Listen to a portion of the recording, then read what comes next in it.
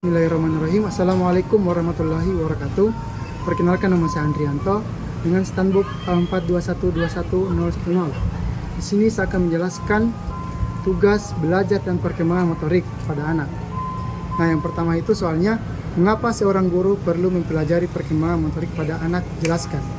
Nah, pendidikan harus memahami dan mengetahui tujuan dalam mengembangkan motorik pada anak usia dini, yaitu agar anak mampu 1. Meningkatkan keterampilan gerak, 2. Memelihara dan meningkatkan kebugaran jasmani, 3. Menanamkan sikap percaya diri. Nah, soal kedua,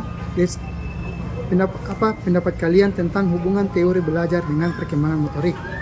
Nah, hubungan teori belajar dengan perkembangan motorik sangat berpengaruh karena dari belajar yang baik dan teratur dapat meningkatkan perkembangan motorik pada anak, yaitu mengenai motorik halus dan kasar.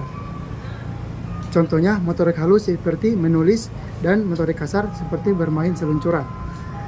Nah, yang ketiga, sebutkan dan jelaskan 4 teori belajar. Nah, yang pertama, teori belajar behavioristik. Kagi dan Berlin adalah 2 orang yang membuat teori belajar behavioristik. Teori ini berisi tentang perubahan tingkah laku yang terjadi karena pengalaman belajar. Nah, yang kedua, teori belajar kognitif. Belajar menurut teori belajar kognitif selalu didasari pada kognisi, tindakan, mempersepsikan atau memikirkan keadaan di mana perilaku itu terjadi. Nah, yang ketiga, teori belajar humanistik. Teori belajar ini lebih cenderung melihat perkembangan pengetahuan dari sisi kepribadian manusia. Nah, yang keempat, yang terakhir, teori belajar konstruktivisme adalah teori berdasarkan asalnya.